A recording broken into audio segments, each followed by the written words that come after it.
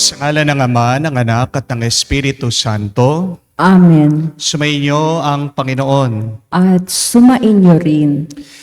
Mga kapatid, tayo ay magpasalamat sa Diyos dahil napakaganda ng mundo na Kanyang ginawa at binigay para sa atin. Napakaganda ng buhay na ito, punong-puno ng mga grasya at pagpapala galing sa Diyos. Pero bakit ba minsan napakapangit ng ating karanasan? Bakit ba minsan sumasama ang ating loob? Dahil ba talagang masama ang ginawa ng Diyos? Hindi. Nagiging masama ang iyong karanasan, ang iyong nakikita, dahil sa iyong masamang pag-iisip. Nagiging masama ang lahat dahil yan ang iyong pinipili na ilabas mula sa iyong kalooban. Mga kapatid, pag tayo na ay nakakaisip ng masama, pag tayo ay nakakadama ng masama, halay natin, bigay natin lahat ito sa Diyos. Sayang ang buhay, napakaiksi ng ating oras para ubusin lang natin sa mga masasamang nararamdaman natin dito sa mundong ito. Hilingin natin muli ang Banal na Espiritu, pumasok sa ating kalooban, sa ating isip, para tayo muling maging malinis at maranasan natin muli ang kabutihan at kagandang loob ng Diyos. Sa napakaraming beses na kung saan, dahil sa ating pagkakasala, nanatiling marumi ang ating buhay. Hilingin natin muli ang awat pagpapatawad ng Diyos para tayo din ay makitang karapat-dapat makatanggap sa mga banal na misteryo. Sinugong tagapagpagaling sa mga nagsisisi, Panginoon, kaawaan mo kami. Panginoon, kaawaan mo kami. Dumating na tagapag-anyaya na mga makasalanay magsisi, Kristo, kaawaan mo kami. Kristo, kaawaan mo kami. Nakaluklok ka sa kanan ng Diyos Ama para ipamagitan kami, Panginoon, kaawaan mo kami. Panginoon, kaawaan mo kami. Kaawaan tayo na makapangyarihang Diyos, patawarin tayo sa ating mga kasalanan, at patnubayan tayo sa buhay na walang hanggan. Amen. Manalangin tayo. Ama naming makapangyarihan, lagi mong lingapin at patnubayan kami mga kabilang sa iyong angkan. Sa tanging pag-asa namin ikaw ang nagbibigay sa amin ng pagpapala. Kami tangkilikin mo at laging subaybayan.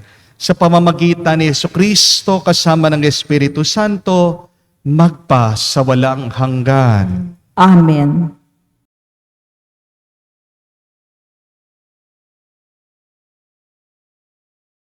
Pagbasa mula sa aklat ng Henesis.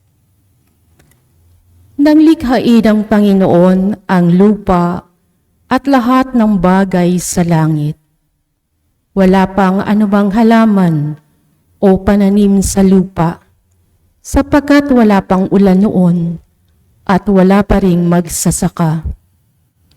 Ngunit mayroon ng bukal ng tubig na dumidilig sa lupa. Nilikha ng Diyos ang tao mula sa alabok, hiningahan sa ilong, at nagkaroon ng buhay.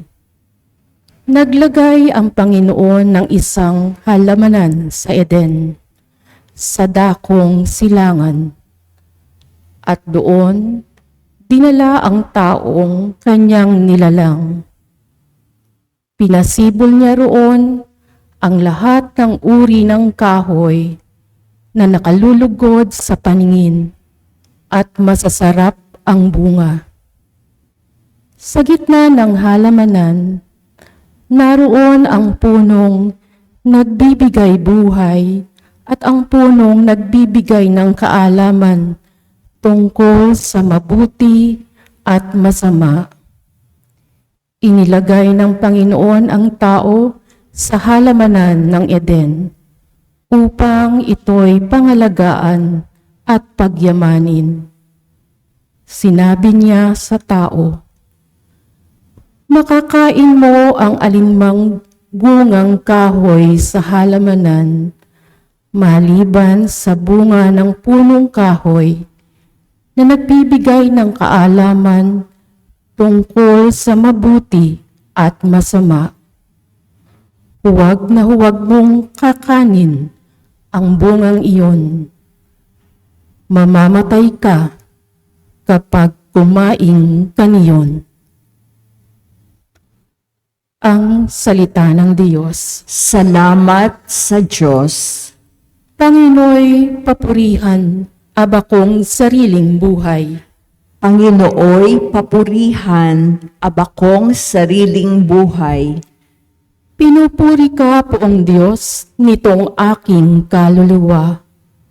O Panginoong aking Diyos, kay dakila mong talaga. Taglay mong kasuotay, dakila rit marangal pa. Nababatbat ka, Poong Diyos, ng liwanag na maganda.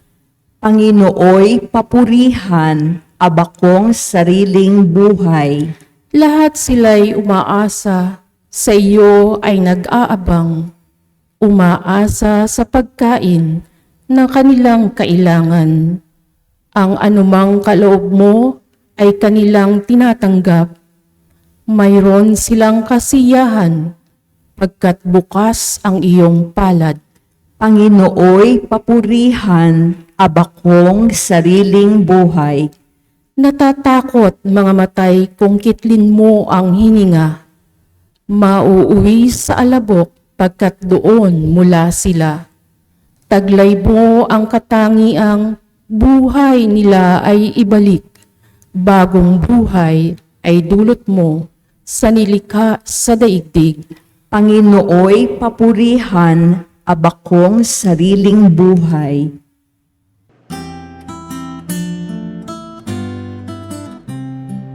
Alleluia, alleluia, alleluia, alleluia, alleluia, alleluia, alleluia, alleluia, alleluia, alleluia, alleluia, alleluia. Amang Diyos ni Hesu Kristo, ang salita mo'y totoo, kami ay pabanalin mo. Alleluia, alleluia. Sumainyo ang Panginoon. At sumainyo rin. Ang mabuting balita ng Panginoon ayon kay San Marcos. Papuri sa iyo, Panginoon. Nung panong yun, muling pinalapit ni Jesus ang mga tao at sinabi sa kanila, "Makinig kayong lahat at unawain ang aking sasabihin. Hindi ang pumapasok sa bibig ng tao ang nakakapagparumi sa kanya sa mata ng Diyos, kung hindi ang mga nagmumula sa kanya. Ang may pandinig ay makinig." Iniwan ni Jesus sa mga tao at nang makapasok na sa bahay, siya'y tinanong ng kanya maalagad tungkol sa talimhaga. "Kayo man ba'y walang pandinig? Kayo man ba'y wala ring pag-unawa?" Tugon ni Jesus, "Hindi ba ninyo alam na hindi nakakapagparumi sa tao ang kinakain niya? Sapagkat hindi naman pumapasok iyon sa kanyang puso, kung hindi sa tiyan. At pagkatapos ay idudumi." Sa pagsasabi nito'y para nang ipinahayag ni Jesus na maaaring kanin ang lahat ng pagkain. Nagpatuloy siya sa pagsasalita. Ang lumalabas mula sa tao ang nagpaparumi sa kanya sa mata ng Diyos. Sapagkat sa loob, sa puso ng tao, nagmumula ang masasamang isipang nag-uudyok sa kanya na makiapid, magnakaw, pumatay, mangalunya, mag-imbot, at gumawa ng lahat ng kabuktutan tulad ng pandaraya, kahalayan, pagkainggit, paninirang puri, kapalaluan, at kahangalan. Ang lahat ng ito ay nanggagaling sa puso ng tao at siya'y nagpaparumi sa kanya. Mga kapatid, ang mabuting balita ng ating Panginoon. Pinupuri ka namin, Panginoong Heso Kristo. Magandang araw po muli sa inyong lahat. Magandang araw po, Father. May isa po akong kaibigan na misyonaryo. Na-assign po siya sa ibang bansa, sa Papua New Guinea. Kwento po niya, nung minsan daw, siya po ay pinapunta sa mga katutubo, sa mga natives. Sakto-sakto po, pagkadating nila doon sa kanilang lugar, itong mga katutubo po ay nagluluto. Nag-iihaw sila, barbecue. May nahuli po kasi silang isang hayop. At meron pong isang maliit na bata daw ang lumapit sa kanya. Binibigyan ng barbecue o pagkain itong misyonaryo. Hawak-hawak po itong bata yung pagkain. Kaya lang, may problema. Itong bata na nagbibigay ng pagkain sa kanya, may number 11 sa kanyang ilong. Anong ibig sabihin? Sinisipon. At napansin po nitong misyonaryo, yung kamay ng bata, puno din po ng sipon. Napakarumi po nung kamay ng bata, binibigyan itong misyonaryo. At tanong nitong misyonaryo sa kanyang sarili, kakainin ko ba ito? Baka mahawa ako, baka magkasakit ako. Pero pinipilit daw po ng maliit na bata, nakainin niya yung pagkain. Sinasabi, kay. Ibig po sabihin nun, kain. Sa Papua New Guinea, yun po yung salita, kay. Tapos habang binibigyan po, talagang patuloy po yung tulo ng kanya sipon. Sabi pa po ng bata, nagdasal na lang po itong kaibigan ko misyonaryo. Sabi niya, Lord, kayo na pong bahala. Kinuha po niya itong pagkain. Pinakita niya, kinagat niya, kinain niya. Nung nakita po ng bata na tinanggap niya yung pagkain na binigay sa kanya, tuwang-tuwa yung bata. At ganon din po, yung nakita niya doon sa mga magulang ng bata, yung mga ibang katutubo doon, tuwang-tuwa sila. At alam niyo po, yun daw po yung naging dahilan bakit tinanggap siya doon sa kanilang baryo, doon sa kanilang lugar. Doon po nag-umpisa na naitanim daw niya yung pananampalatayang Katoliko dito sa mga katutubo. Ang tanong, ano ba talaga ang tunay na marumi?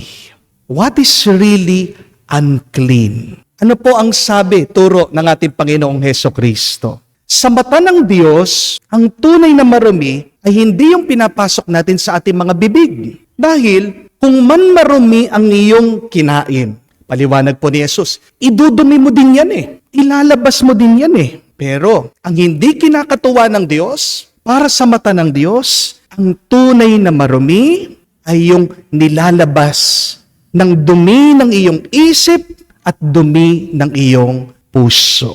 Para sinasabi ni Jesus sa atin, mas mag-alala kayo dun sa dumi na nanggagaling sa inyong kalooban. Dahil ang dumi ng ating kalooban nakakasira ng samahan. Amen? Yes. Dirty, unclean food can hurt your body. But a dirty mind, a dirty heart can destroy and hurt relationships. When you have a dirty mind, when you have a clean heart, you destroy your relationship with God. You hurt not only yourself, but also other people. Amen? Masyado tayong sensitive minsan sa dumi. Diba? Marami pong mga video dyan. Nakakapanood kayo ng mga nagluluto na Indian. Minsan, hinahalukay nila yung pagkain gamit yung kanilang mga kamay. Pagkatapos makikita mo yung mga kuko nila, puno ng dumi. Yung mga iba nasusuka-suka, yak, sabi nila, no? Napaka-sensitibo natin pagdating sa kalinisan. Normal na reaction yan. Pero ang tanong, paano naman sa maruming ugali natin? Sensitive ba tayo? Affected ba tayo? Buti pa sa maruming pagkain, nasusuka tayo. Pero ang tanong, nasusuka ka ba kapag yung binibigay mo sa pamilya mo galing sa maling paraan? Nasusuka ka ba kung yung pinakikinabangan mo ay hindi mo naman pinaghirapan? Galing yan sa panloloko ng ibang tao. Buti pa sa mabahong CR, nandidiri po tayo, pero yung mga ibang lalaki, hindi sila nandidiri dun sa kanilang pangangalunya, dun sa kanilang pakikiapid sa iba. Hindi man sila affected na kahit na sumiping sila sa ibang babae, uuwi sila, sisiping sila sa kanilang mga tunay na asawa. Buti pa sa mga maruruming lugar, nandidiri ka. Pero doon sa ginagawa mo, hindi ka nandidiri. Pero nakikita yan ng Diyos. Iniiwasan natin yung mga basura at langaw. Pero hindi man natin maiwasan yung mga ayaw ng Diyos. Kapatid, meron po mga tao, kahit na marumi ang kanilang mga trabaho, marangal naman ang kanilang pagkatao. Amen? Meron naman po ang poporma ng kanilang mga suot, pero napakabulok ng kanilang mga pag-iisip at ugali. Meron din naman po nakasuot ng designer clothes. Wow! Pero kaya nilang lokohin at gulangan ang kanilang mga kapatid para lang makamkam, makuha ang mana at kayamanan. Minsan, kung sino pa yung mga nakatira sa mga squatter area, sila pa po yung mga marunong magbigay at magbahagi. Hindi po ba? Hindi niyo po napansin, pag birthday ng isang mahirap, kahit na mangutang lang siya, maghahanda siya, magluluto siya, pagkatapos magpapadala siya ng spaghetti doon sa mga katabi niyang bahay. Di po ba? Pero pag nagbe-birthday yung mayaman, pinadadalhan ba niya yung mga kapitbahay niya ng pagkain? Di ba? Pag nagpa-party ang mayaman, kung hindi ka invited, huwag kang pupunta. Pero pag nagbe-birthday, yung mahirap, in-invite mo yung isa, magsasama ng marami ng pamilya niya, hindi naman itataboy. Hindi po ba? Iwe-welcome pa at tuwang-tuwa yung mahirap kapag naubos yung kanyang hinanda. Ibig sabihin, nasarapan yung kanyang mga inanyayahan. Bakit minsan kung sino pa yung marungis, hindi po ba? Sila pa yung merong may pusong malinis. My dear friends, don't judge a person by their appearance. But just like God, look at that person's heart. Amen? What matters most is not how we look, but what is most important is if we look like God. If our hearts are like the Lord. Wala naman po sa ganda ng mukha yan at sa forma. Ang buhay, tungkol talaga sa ganda ng ating pag-uugali at sa buti ng ating pakikitungo sa iba. I always say this, if you have time to wash your face and your bodies, please make time to wash and clean your mind and your heart. Kaya nga po, kaming mga pare, napapansin nyo, bago po kami magpa-communion o bago namin hawakan yung hostya, yung kalis, di ba? Naguhugas po kami ng kamay. Hindi ko po alam kung na-realize nyo ito. Pansinin nyo man po, meron po akong binubulong. Nagdadasal po kami mga pare. At ano po yung dasal? Pag kami naglilinis, naghuhugas ng kamay, napakaganda po. Galing po yan sa Biblia mismo, sa mga salmo. Sinasabi namin, wash away my iniquities and cleanse me from my sins. Hindi po yung tubig na naglilinis sa aming kasalanan, kung hindi yung dasal at ang grasya ng Diyos. If you are so concerned with your appearance, please take time and be more concerned with the appearance of your soul. Amen? Hindi ko po alam kung alam niyo yung kwento ni Narciso. Isa pong Griego ito, Narcissus, ang pangalan po niya. Ito pong taong ito, ayon po, doon sa kwento, doon sa alamat, sobrang ganda daw po niyang lalaki. No? Gwapong-gwapo, pogi na pogi. At dahil po obsessed na obsessed siya doon sa kanyang muka, nang minsan daw po naglalakad siya sa tabi ng ilog, napatingin siya doon sa tubig. Nakita niya ang kanyang muka. Talagang fixated po siya, no? Nakatingin siya, obsessed siya. Sabi niya, ang ganda ko talagang lalaki, ang pogi ko talaga, no? Hindi po siya umalis doon sa tapat ng tubig. Kahit na magutom siya, araw-gabi, hindi daw po siya nakatulog. Dahil talagang pinagmamasdan niya yung kanyang muka, tinitignan niya. Ano po yung nangyari sa kanya? Biglang nangawit, nahulog po siya doon sa tubig. Nalunod siya. Baka ganyan din po ang nangyayari sa atin. Masyado natin binibigyan ng pansin. Obsessed na tayo. Addict na tayo doon sa panlabas. Nakakalimutan na natin ang panloob. Yan nga po yung malungkot na kwento Minsan, bumibili tayo ng mga bagay na hindi naman natin kayang bilhin. Para saan? Para pagmalakihan, pagmayabangan yung mga taong hindi naman natin kakilala. Are you one of those who buy things that you cannot really afford just to show off to people who you do not really love? My dear friends, you may be shocked if I say to you, remember this, God does not care about your sins. Walang pakialam ang Diyos sa iyong kasalanan. Pero bago po kayo mag-react, bakit ko sinasabi ito? Ito po ang gusto kong unawain niyo. What God really cares about is how you repent from your sins. Alam naman kasi ng Panginoon marumi talaga ang ating puso, magulo ang ating isip. Talagang kahit na anong gawin natin, kung wala ang grasya ng Diyos, hindi maayos ang ating buhay. Dahil sa kasalanan, pabalik-balik tayong magkakamali at lalayo sa Kanya. Alam ng Panginoon yan, hindi tayo perpekto. Pero alam nyo kung anong tunay na mahalaga para sa Diyos, para kay Jesus. Ay yung meron ba tayong kagustuhan, pagnanais na luminis? Parang bang yung mga maliliit na bata, hindi po ba? Alam mo naman na kahit anong gawin mong ligo dyan, magdudumi na magdudumi. Di ba? Pagpapasensyahan mo, patatawarin mo yan. Pero ibang usapan na, yung pagkatanda-tanda na, ayaw pa rin maglinis ng kanyang katawan. Hindi po ba? Diyan nalulungkot ang Diyos. Yung wala tayong pagnanais at pagnanasa na ayusin natin ang ating buhay. Remember, God will not judge you for your sins, but God will judge you for your repentance.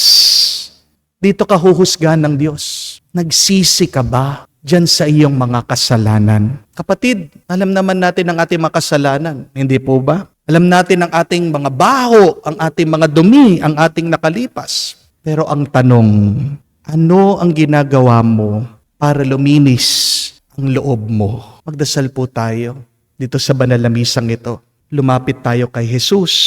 Magkumpisal tayo sa Kanya. Magsisi tayo, magpakumbaba tayo sa ating Panginoong Diyos para luminis ang ating kalooban at gumanda ang ating isip at puso. Dito natin mapapasaya ang Diyos at ang ating mga kapwa. Amen. Tumayo po tayo. Mga kapatid, para sa mga Kristiyano, wala nang iba pang batas maliban sa batas ng pag-ibig.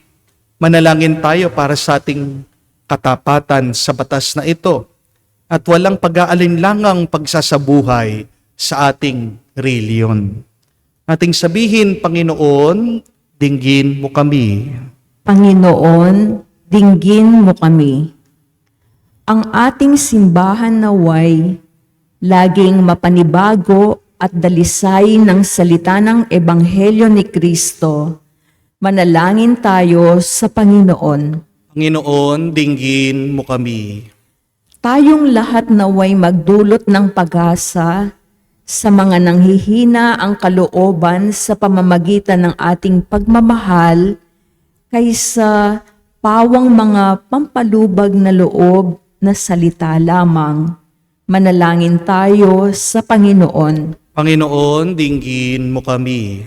Ang ating mga puso naway mapuno ng tapat na pagnanais na mabuhay para sa bawat isa upang sumamba tayong lahat sa Espiritu at katotohanan.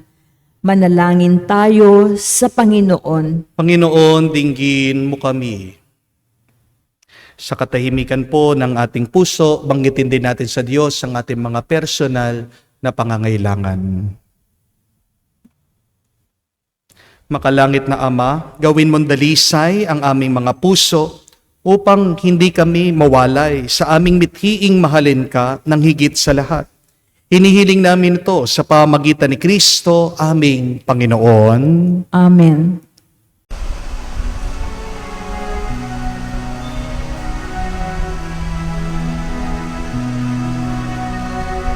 Aming ating alay na ito, ang tinapay na nagmula sa pagpapala mo. At tanggapin ang alak na ito, inuwing inihain sa'yo. Mahal naming Diyos, iyong tanggapin ang munting alay mula sa amin. Buong puso namin hintayin pagpapala ng aming hiling. Pagpapala ng aming hiling. Manalangin kayo mga kapatid, para ang ating mga paghahain ay kalugdan ng Diyos sa mga makapangyarihan. Tanggapin nawa ng Panginoon itong paghahain sa iyong mga kamay, sa kapurihan niya at karangalan, sa ating kapakinabangan at sa buong sambayanan niyang banal. Ama naming lumikha, ang pagkait inumi na rito ay iyong ginawa upang magpalakas sa aming mga mahihina. Pagkaloob mong ito ay aming mapagsaluhan bilang pakikinabang sa buhay mong pang magpakailanman. Sa pamagitan ni Jesucristo kasama ng Espiritu Santo, magpa sa walang hanggan. Amen. Sumainyo ang Panginoon. At sumainyo rin. Itaas sa Diyos ang inyong mga puso at diwa. Itinaas na namin sa Panginoon. Pasalamatan natin ang Panginoong ating Diyos. Marapat na siya ay pasalamatan. Ama naming makapangyarihan, tunay nga marapat na ikaw ay aming pasalamatan. Sa iyong paglingap at kagandahang loob, ang tao'y nilikha mo, pinangasiwa sa sinukob. Sa hangad mong siya'y iwastong lubos, siya'y pinagdusa mo sa kanyang pagtalikod. Sa iyong paggiliw, iyong pinahintulot na makabalik siya sa pamamagitan ni Kristo Jesus. Kaya kaisa ng mga anghel nagsisiawit ng papuri sa iyo, nang walang humpay sa kalangitan. Kami nagbubunyi sa iyong kadakilaan.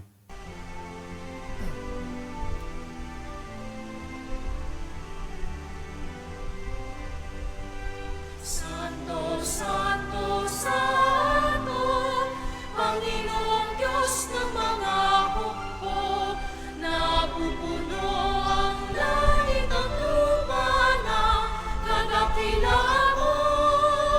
Hosana, Hosana, sa kaitaasan, pinagpala ang naparirito sa ngalan ng Panginoon. Hosana, Hosana, sa kaitaasan. Hosana, Hosana, sa kaitaasan. Ama naming banal, ikaw ang bukal ng tanang kabanalan. Kaya't sa pamagitan ng iyong Espiritu, gawin mong banal ang mga kaloob na ito, upang para sa amin, maging katawan at dugo ng aming Panginoong Heso Kristo. Bago niya pinagtiis ang kusang loob na maging handog, hinawakan niyang tinapay, pinasalamatan kanya. Pinaghati-hati niya iyon, inabot sa kanyang malagad at sinabi, "Tanggapin ninyong lahat ito at kanin. Ito ang aking katawan na ihahandog para sa inyo."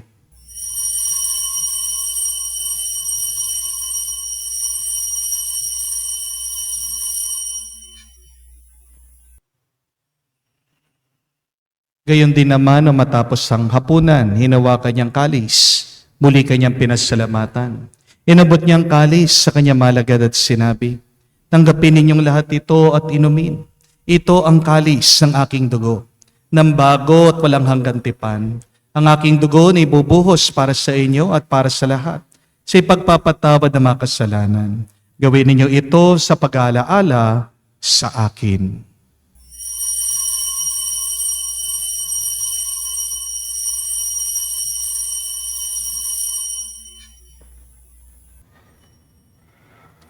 Ang misteryo ng pananampalataya.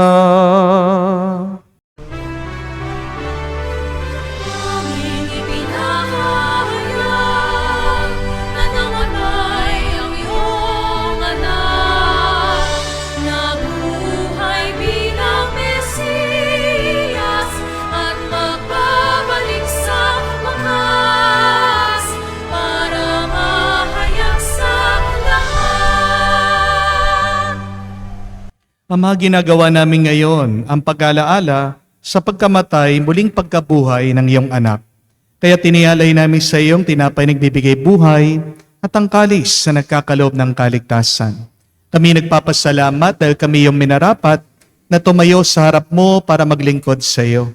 Sinasamo namin kami magsalo-salo sa katawan at dugo ni Kristo ay mabuklod sa pagkakaisa sa pamamagitan ng Espiritu Santo.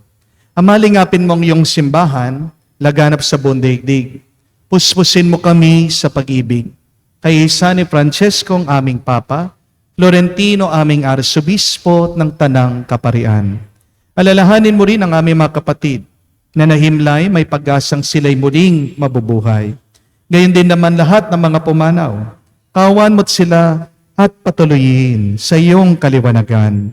Kahawaan mo at pagindapatin kaming lahat na makasalo sa iyong buhay na walang wakas.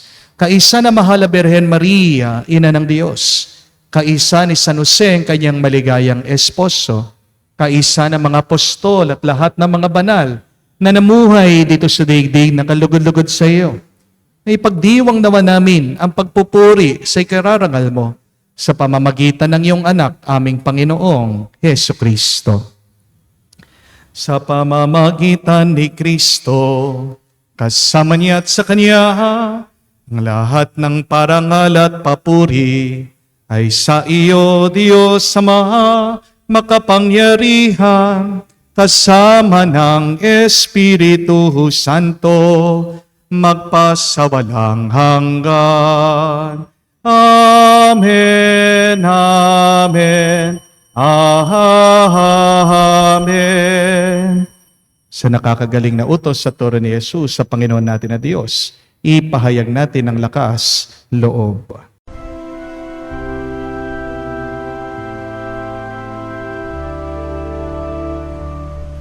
Ama namin, sumasalangit ka, sambahin ang ngalan mo, mapasa amin ang kaharian mo, sundin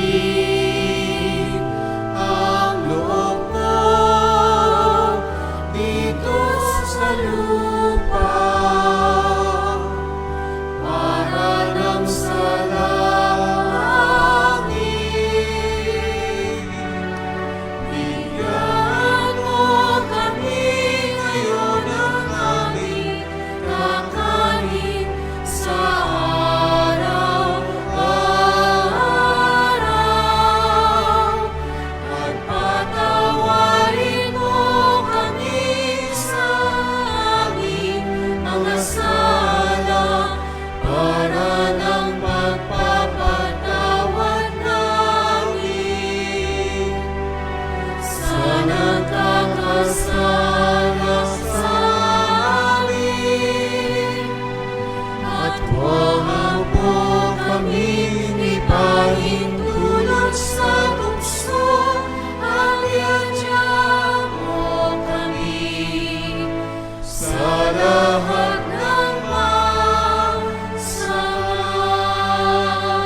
Hinihiling namin kami adyas sa lahat ng masama, pagkalooban ng kapayapaan araw-araw, iligtas sa kasalanan, at ilayo sa lahat ng kapahamakan, samantalang aming pinanabikan ang dakilang araw ng pagpapahayag ng tagapagligtas naming si Hesu Kristo. Sapagkat iyo ang kaharian at ang kapangyarihan at ang kapurihan magpakailanman. Amen. Panginoong Hesu Kristo, sinabi mo sa mga apostol, kapayapaan ang iniwan ko sa inyo.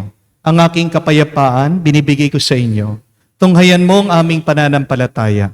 Huwag ang aming pagkakasala. Pagkalooban mo kami ng kapayapaan at pagkakaisa ayon sa iyong kalooban.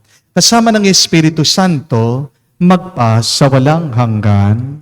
Amen. Kapayapaan ng Panginoon ay laging sumainyo. At sumainyo rin. Magbigayan po tayo ng kapayapaan sa bawat isa. Peace with you po. Kapayapaan po sa inyong lahat.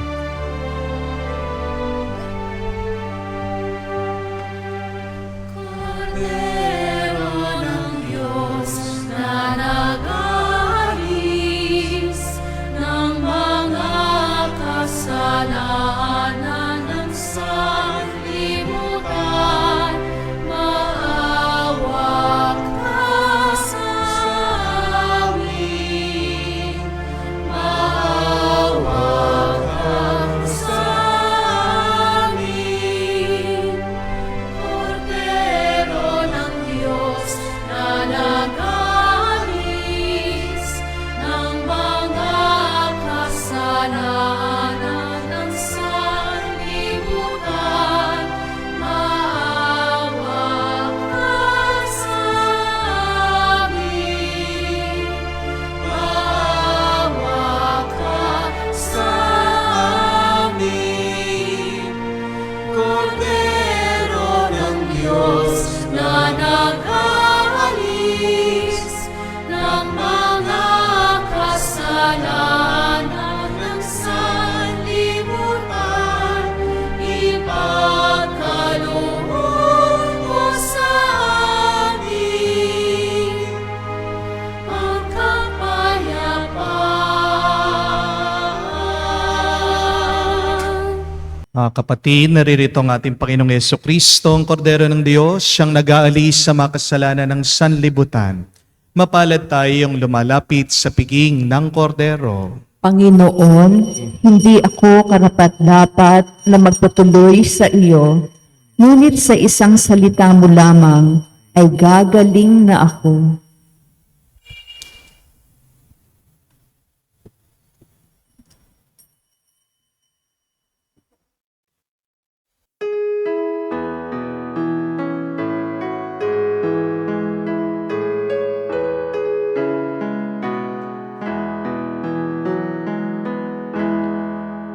Tinanggap ko ang buhay na Diyos, puso ko ay nakala.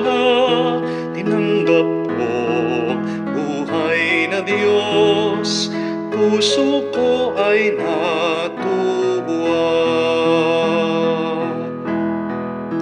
Tinapay siya ng buhay, hinati at binigay para mambigay buhay. Huwag mangamba kailanman. Tinanggap ko buhay na Diyos, puso ko ay nagalak. Tinanggap ko buhay na Diyos, puso ko ay natuwa. Manalangin tayo. Ama namin mapagmahal, sa pagkaing inuming pagkakaisa, ang binibigay kami ni loob mong makapakinabang, kaisa ni Kristo, kami naway makapamuhay, upang makapamunga na may kagalakan, para sa kapakanan ng aming kapwa-tao sa sanlibutan. Sa pamagitan niya, kasama ng Espiritu Santo, magpa kailanman. Amen. Mahalaga ba ang iyong puso pag mayroong sakit na nararamdaman sa puso, tayo ay pumupunta sa doktor para magpatingin, magpagamot. Pero ang puso, ang kalooban, hindi lang po yung organ o yung parte ng ating katawan. Higit pa dyan, mas malalim pa. Baka naman, merong dumiyan dahil sa iyong pagkakasala. Your heart matters. Kaya nga, napakahalaga na bigyan natin ng oras at panahon. Hindi lang yung health ng ating puso, pero yung spiritual health ng ating mga kalooban. Kaya nga, binibigyan natin ng oras at pansin na pagandahan, ayusin, tuwid ang ating panlabas na anyo. Dapat bigyan din natin ng oras at panahon pagsasaayos ng ating kalooban. Yan nga po ang aking assignment sa inyo. Please take time today to just stop, pray, look at yourself, evaluate what is happening in your heart. Ano ba yung mga kasalanan na hanggang ngayon di nyo pa mabitaw-bitawan? Ano ba yung mga tinanim mo na sakit ng loob na hanggang ngayon tinatago-tago mo? Kapatid, kasama yan na nakakadumi at nakakabigat sa iyong buhay. There's only the Lord who can help you to have a clean heart. Kaya nga ang dasal is, Lord, grant me a new and clean heart. Provide for me a new and clean spirit. Tandaan niyo po, di naman tayo huhusgahan ng Diyos sa ating mga kasalanan. Huhusgahan tayo ng Diyos sa pagsisisi natin sa ating mga kasalanan. Ano pa yung mga kasalanan na hindi mo pa pinagsisihan? Kapatid, take time to repent for the sins. Diyan matutuwa ang Diyos sa iyo at diyan Kanya pagpapalain pa sa iyong buhay. Sumayin niyo ang Panginoon. At sumainyo rin. Kaya basbasa ng Diyos, makapangyarihan sa lahat sa ngalan ng Ama, ng Anak, ng Espiritu Santo. Amen. Ang ating misa ay natapos na, humayo tayo sa kapayapaan ni Kristo. Salamat sa Diyos.